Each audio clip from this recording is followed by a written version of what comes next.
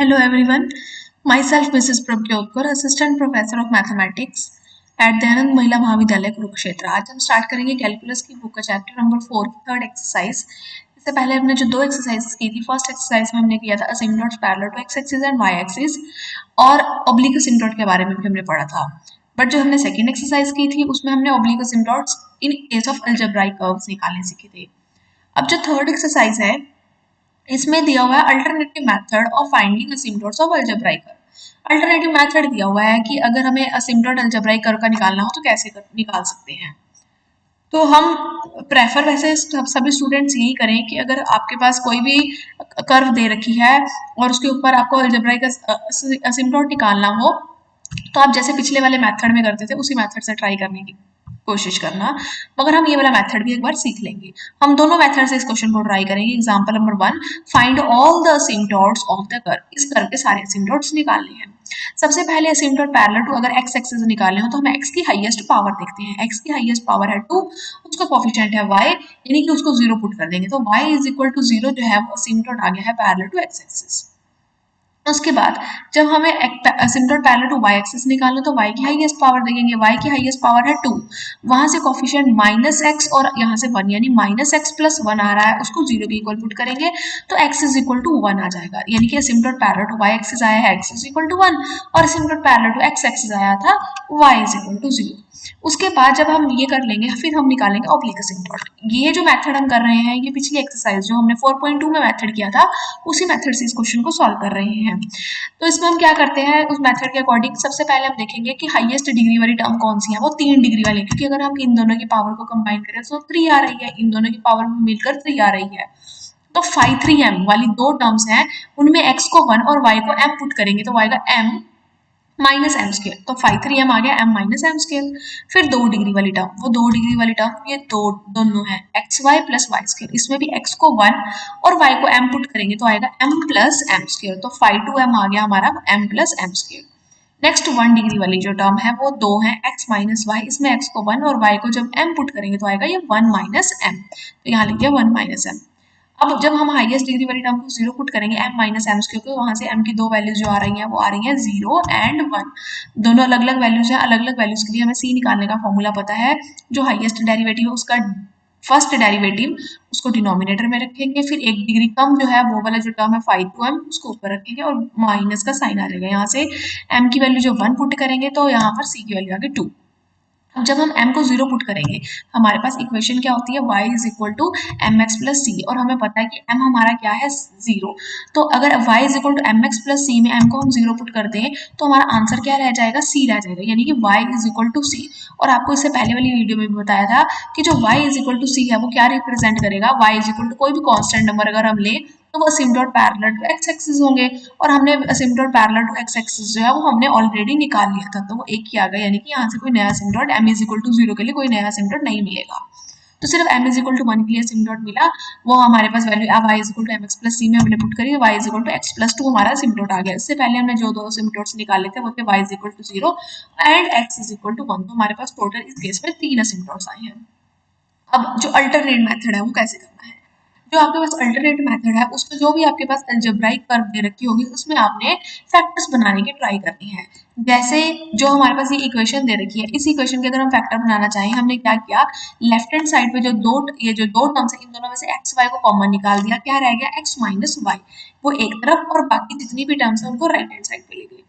फिर x minus Y के जो कॉरेस्पॉन्डिंग असिम्प्टोट है उसके लिए हमने क्या किया, एक्स वाई को डिवाइड में लेगा और limit x tends to infinity put कर दिया, यानी कि सिर्फ ये x माइनस वाई को एज इट इज रखा, डिनोमिनेटर में एक्स वाई लेगा और limit x tends to infinity put किया। अब इन्फिनिटी पुट करने से पहले ये हम डायरेक्ट अगर x को इन्फिनिटी पुट करते तो इन्फिनिटी न्यूमिनेटर में भी आ जाएगा डिनोमिनेटर में भी आ जाएगा, तो हमने क्या किया पूरे न्यूमिनेटर में से x की पावर 2 को कॉमन निकाला, डिनोमिनेटर में से भी x की पावर 2 को कॉमन निकाला। या फिर आप ऐसे भी कह सकते हो कि न्यूमिनेटर में भी x को डिवाइड कर दिया, हर एक टर्म को x से डिवाइड कर दिया और डिनोमिनेटर को भी x से डिवाइड कर दिया, एक्स स्क्वायर से, सॉरी, न्यूमिनेटर को भी एक्स स्क्वायर से डिवाइड किया और डिनोमिनेटर को भी एक्स स्क्वायर से डिवाइड किया। जब न्यूमिनेटर में हर एक टर्म को एक्स स्क्वायर से डिवाइड करेंगे यहाँ आ जाएगा y बाय एक्स, यहाँ आ जाएगा y बाय एक्स का होल स्क्वायर, यहाँ आ जाएगा 1 बाय एक्स और यहाँ पर आ जाएगा y बाय एक्स का होल स्क्वायर। डिनोमिनेटर में भी एक्स स्क्वायर से डिवाइड किया तो वहाँ आ गया वाई बाई एक्स। अब जब हम एक्स को इन्फिनिटी पुट करेंगे यहाँ पर ये वन बाई इन्फिनिटी ये सारी टर्म्स हमारी जो है वो क्या बन जाएगी, जो ये जैसे limit x tend to infinity है, वाई बाई एक्स की जो वैल्यू होगी वो हमारी क्या होगी 1। Limit x tends to infinity y by x की जो वैल्यू आएगी वो क्या आएगी 1। तो इस वैल्यू को 1 पुट करेंगे, इस वैल्यू को भी 1 पुट करेंगे, ये 0 बन जाएगा, ये भी 0 बन जाएगा और ये डिनोमिनेटर में भी 1 बन जाएगा। तो ये आ गया हमारा 1 + 1 2 डिवाइड में क्या आ गया 1। तो यानी कि हमारा आंसर क्या आ गया -2। ये हमने ये रूल यूज करना है क्योंकि limit x tends to infinity y by x की जो वैल्यू है वो किसकी इक्वल होती है 1 की इक्वल होती है, उसी का हमने यूज किया है। तो ये हमारा अल्टरनेट मेथड है जिससे हमारे पास ऑब्लिक असिम्प्टोट निकाला हमने y = x + 2 जो कि हमने पिछले वाले मेथड में भी सेम निकाला था। तो अगर हाँ किसी स्टूडेंट को ये मेथड अल्टरनेट मेथड ज़्यादा इजी लगता है क्योंकि फैक्टराइजेशन बनाना ये करना थोड़ा सा डिफिकल्ट होगा, अगर किसी को ये मेथड ठीक लगता है तो यहाँ इस मेथड से कर सकते हैं, अदरवाइज अपने पुराने मेथड से भी कर सकते हैं। उसके बाद ये आर्टिकल जो है इसकी हमने सिर्फ स्टेटमेंट पढ़नी है, सिर्फ स्टेटमेंट याद रखनी है। To prove that asymptote of an algebraic curve of nth degree cuts the curve in n-2 point. क्या मतलब हुआ इसका, अगर हमारे पास जैसे हम पहले भी जब हमने असिम्प्टोट पढ़ने स्टार्ट किए थे तब हम कह रहे थे सपोज ये हमारे एक्स एक्सिस और वाई एक्सिस दे रखी है, यहाँ पर हम मान करके चलते हैं हमारी ये कोई कर्व दे रखी है, जब हमें कोई असिम्प्टोट निकालना होता है सबसे पहले उस कर्व के ऊपर हम एक पॉइंट नोट कर लेते हैं। सपोज ये हमारा जो है ये पॉइंट कोई नोट कर लिया हमने, तो हम ओरिजिन से कोई डिस्टेंस पर एक ऐसी लाइन, स्ट्रेट लाइन देखेंगे, कोई ऐसी लाइन देखेंगे जैसे जैसे ये लाइन बढ़ती जाए और ये पॉइंट आगे आगे की तरफ बढ़ता जाएगा, जैसे जैसे पॉइंट और लाइन आगे आगे बढ़ती जाएंगे उन दोनों के बीच में डिस्टेंस जो है वो 0 की तरफ अप्रोच करता जाएगा। तो जैसे जैसे अब जैसे आगे ये कर्व बढ़ती जाएगी और ये लाइन जो है वो लाइन जो असिम्प्टोट वाली जो लाइन होगी, कोई भी अगर हम असिम्प्टोट लें वो उस अलजेब्राइक कर्व को, अगर वो कर्व की डिग्री कितनी है n डिग्री की वो कर्व है, तो ये कर्व को असिम्प्टोट जो है वो n-2 पॉइंट्स पर कट करता है। यानी कि जो कर्व दे रखी है और जो अगर कर्व की डिग्री n डिग्री है और जो हम असिम्प्टोट हमें मिल गया उस कर्व का, तो वो असिम्प्टोट उस कर्व को n-2 पॉइंट्स पर कट करेगा। और जो हमने इसके लिए जो इक्वेशन याद रखनी है, जो हमें रिजल्ट याद रखना है, वो हमें इन एग्जांपल्स में हम जब करेंगे तो वहां से हमें ज्यादा क्लियर हो जाएगा। जैसे कि इसमें दिया हुआ find the asymptotes of the curve, इस कर्व के हमें क्या निकालने हैं, असिम्प्टोट्स निकालने हैं। फिर ये भी कहा है prove that the 3 points of intersection of the curve and asymptotes lie on this. ये हम पार्ट बाद में देखेंगे, सबसे पहले हम इस कर्व के असिम्प्टोट्स निकालेंगे। पहले asymptote parallel to X axis और वाई एक्सिस के लिए देखेंगे। एक्स की हाईएस्ट पावर जो है एक्स की पावर 3 है, उसका कोएफिशिएंट 1 है, कांस्टेंट है, इसलिए कोई भी असिम्प्टोट पैरेलल नहीं है एक्स एक्सिस के। फिर y की हाईएस्ट पावर वो 2 है, उसका कोएफिशिएंट जो है वो -x है। y की हाईएस्ट पावर जो है वो ये है y², इसका कोएफिशिएंट यहाँ से -x आ रहा है, यहाँ से इसका कोएफिशिएंट 3 आ रहा है, तो -x + 3 = 0 जब पुट करेंगे तो x = 3 असिम्प्टोट आ जाएगा जो कि पैरेलल है y एक्सिस के। ऑब्लिक असिम्प्टोट निकालने के लिए सबसे पहले हाईएस्ट डिग्री वाली टर्म देखेंगे, ये जो है ये मिल करके 3 डिग्री वाली टर्म बना रही है, तो फाई 3m यहाँ से निकालेंगे, x को 1 पुट करेंगे, y को m पुट करेंगे तो 1 बन जाएगा 1 - m² बन जाएगा। फिर फाई 2 डिग्री वाली टर्म जो है वो यहाँ से मिल जाएंगी, यहाँ पर भी y को m और x को 1 पुट करेंगे तो 3m² - m मिल जाएगा।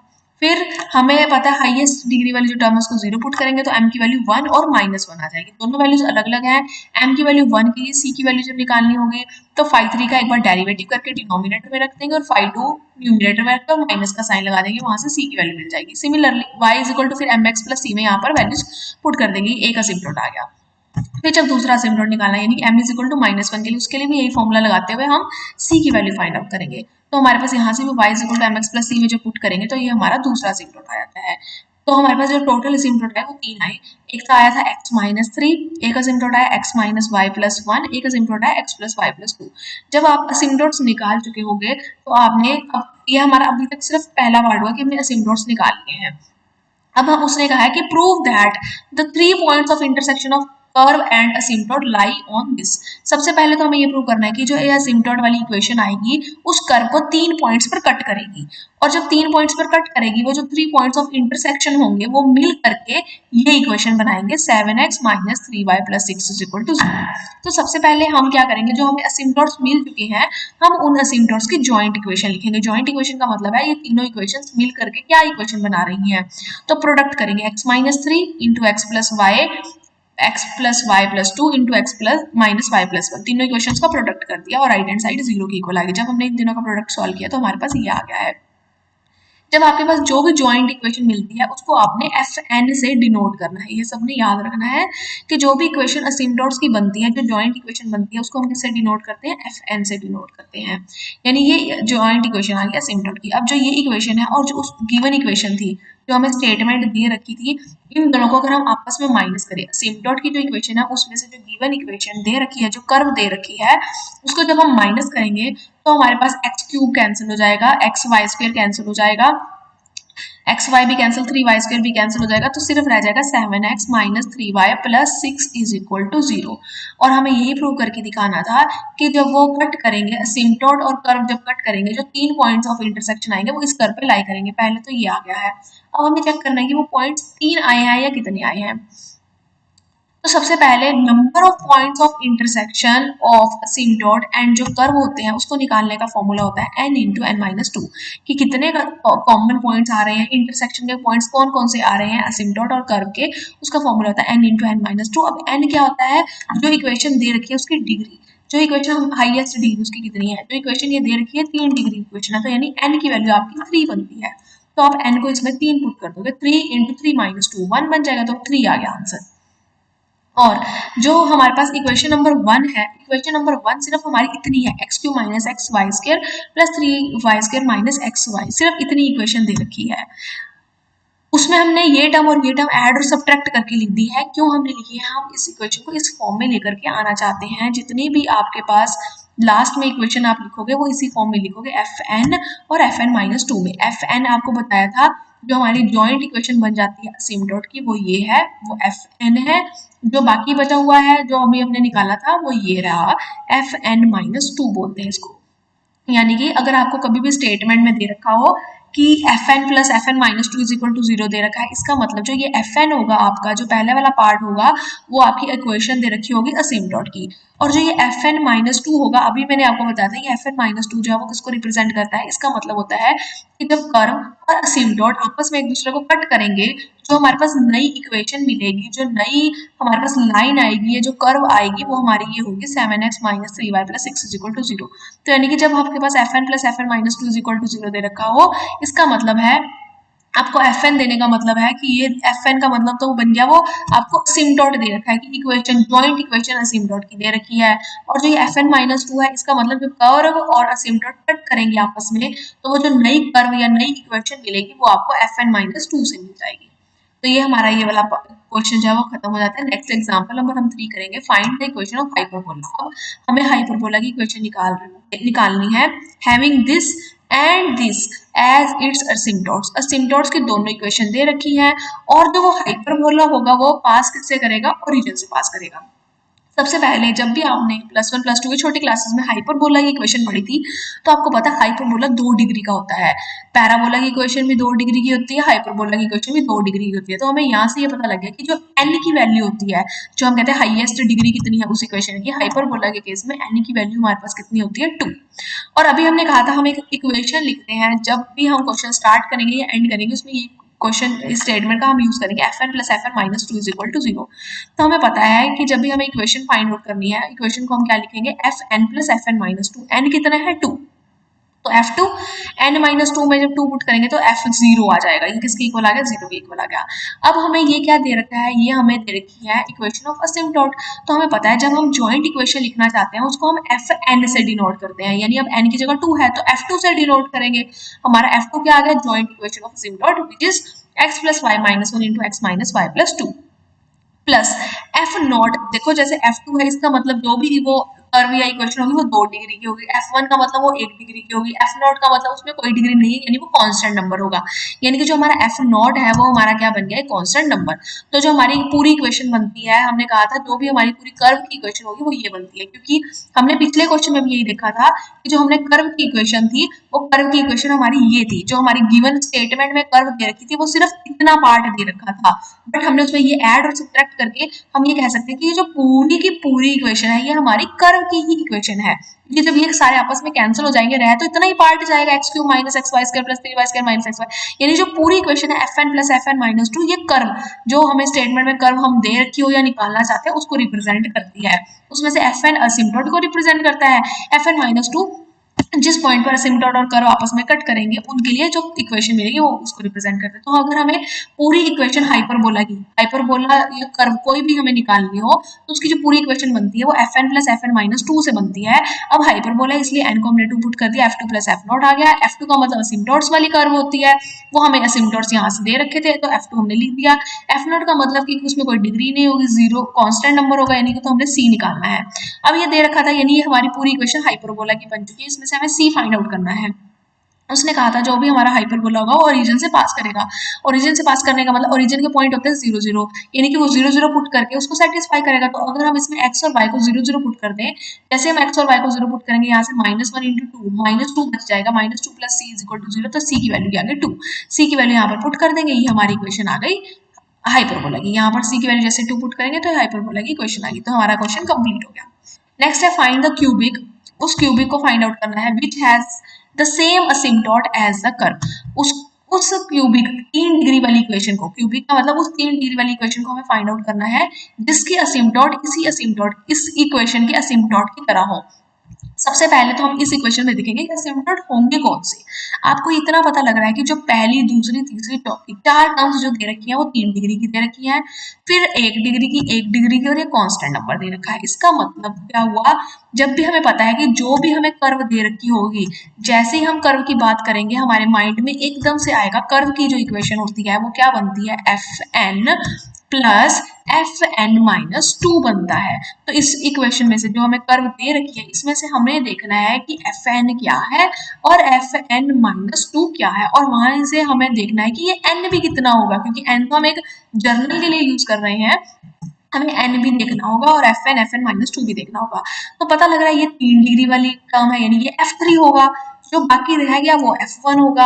और हमें पता है F3 यानी कि जो पहला वाला पार्ट है ये असिम्प्टोट को रिप्रेजेंट करता है, यानी कि इस इक्वेशन का जो असिम्प्टोट होंगे वो ये होंगे, यानी कि x³ - 6x² y + 11xy² - 6y³। जो बाकी रह गया है वो F1 रह गया है, यानी n भी पता लग गया, n3 है, जैसे n-2 करेंगे वो तो 1 आएगा ही आएगा। तो यानी हमारे पास हमें एक ऐसी कर्व निकालनी है, एक ऐसी क्यूबिक 3 डिग्री इक्वेशन निकालनी है, उसका असिम्प्टोट इसके असिम्प्टोट की तरह ही होनी चाहिए, यानी कि जो भी हमें कर्व निकालनी है उसका असिम्प्टोट तो हमें पता लग गया है। जो हमें नई इक्वेशन क्यूबिक की निकालनी है उसका असिम्प्टोट तो ये रहा 3 डिग्री वाला, ये असिम्प्टोट आ गया। एफ एन का मतलब F3 हो गया। अब जो F3 3 - 2 पुट करेंगे 1, यानी F1 1 डिग्री वाली इक्वेशन अभी हमें निकालनी है, तो वो हम लिख देंगे ax + by + c। हमें नहीं पता कि a b c क्या है, हम ये 1 डिग्री वाली टर्म निकालना चाहते हैं। और क्या दिया हुआ है, ये दिया हुआ है वो क्यूबिक जो होगा वो टच करेगा एक्सिस ऑफ y को ओरिजिन पर और पास करेगा किस पॉइंट से, 3,2 से पास करेगा। सबसे पहले तो जो हमें असिम्प्टोट दे रखा था, जो हमें कर्व दे रखी थी, उसका कहा था उन्होंने जो कर्व हमें दे रखी है और जो हमें कर्व निकालनी है दोनों के असिम्प्टोट सेम होंगे। तो हमने जो नई कर्व निकालनी थी उसमें जो पहला पार्ट असिम्प्टोट वाला था वो तो एज इट इज रख दिया। अब हमें कर्व निकालनी होती है तो कर्व का फॉर्मूला पता है, Fn + Fn - 2 होता है। तो यहाँ पर Fn यानी F3 है और Fn - 2 यानी F1, यानी कि 1 डिग्री वाली इक्वेशन, यानी हमें ये फाइंड आउट करना है, यानी ए बी से फाइंड आउट करना है। दे रखा है जो नई कर्व होगी वो टच करेगी एक्सिस ऑफ y को ओरिजिन पे, y एक्सिस को ओरिजिन पे टच करेगी, यानी कि y एक्सिस को ओरिजिन पे टच करने का मतलब है उसका हम टेंजेंट फाइंड आउट करेंगे।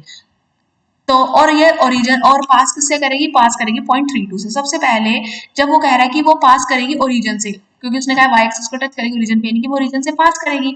ओरिजिन से पास करने का मतलब वो 0 0 को सेटिस्फाई करेगी। तो इस इक्वेशन में हम इक्वेशन नंबर 1 में x और y को 0 0 पुट कर देंगे, जैसे x और y को 0 पुट करेंगे c की वैल्यू 0 बन जाएगी। और ये भी दे रखा है जो नई क्यूबिक की इक्वेशन होगी वो 3 2 से पास करेंगे, यानी x को 3 और y को 2 पुट कर देंगे इक्वेशन नंबर 1 में, वहां से एक ये वैल्यू आ गई। और अब हमने क्योंकि c तो 0 निकाल ही लिया तो क्वेश्चन नंबर 1 में c को 0 पुट कर देंगे और फिर नेक्स्ट जो है वो x को 3 और y को 2 पुट करके ये एक रिलेशन मिल गया 3a + 2b + 3 = 0। तो अब हमारे पास जो ये इक्वेशन नंबर 1 है उसको हमने c को खत्म करके ये दोबारा से इक्वेशन जो लिखी है वो इस तरह से लिखी है। अभी भी हमारे पास a और b हमें फाइंड आउट करने हैं। हम क्या कर रहे हैं, जो ये इक्वेशन नंबर 2 के बाद हमने जो इक्वेशन लिखी है उसकी लोएस्ट डिग्री टर्म को 0 के इक्वल पुट करेंगे तो हमें वहां पर टेंजेंट एट ओरिजिन मिलेगा। जब भी हमें टेंजेंट एट ओरिजिन निकालनी हो, जो भी इक्वेशन दे रखी है उसकी सबसे लोएस्ट डिग्री वाली टर्म को 0 के इक्वल पुट कर देते हैं। तो यहाँ से ax plus b y is equal to 0 आ गया। अब ये जो कर्व होगी, उन्होंने कहा था कि वो y एक्सिस को टच करेगी, इसका मतलब क्या हुआ, x किसके इक्वल हो गया, 0 के इक्वल हो गया।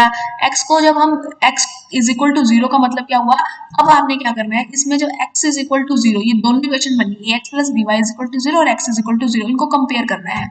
यहाँ से अगर हम देखें, x वाला कोफिशिएंट है, y वाला नहीं है, यानी कि y वाला कोफिशिएंट तो 0 करना होगा, यानी y का कोफिशिएंट क्या है, b, तो b किसके इक्वल आ गया, 0 के इक्वल आ गया। जैसे ही हम b को 0 इसमें पुट करेंगे, इक्वेशन नंबर 2 में b को 0 पुट करेंगे, वहां से a की वैल्यू मिल जाएगी, a की वैल्यू क्या आ गई, -1।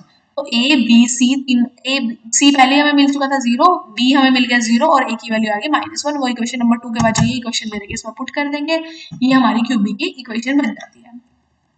नेक्स्ट जो एग्जाम्पल है, ये भी इजी एग्जाम्पल है, फाइंड 4 असिम्पटोट्स ऑफ द कर्व। इस कर्व के 4 असिम्पटोट्स निकालने हैं। Show that 4 asymptotes of the curve cut it again in 8 points on the ellipse whose eccentricity is 4/5। जो ये कर्व दे रखी है, इसके जो 4 asymptotes होंगे, हमें वो प्रूव करके दिखाना है। वो 8 पॉइंट्स पर कट करेंगे इलिप्स को, और वो जो इलिप्स होगा उसकी इसेंट्रिसिटी क्या होनी चाहिए, 4/5।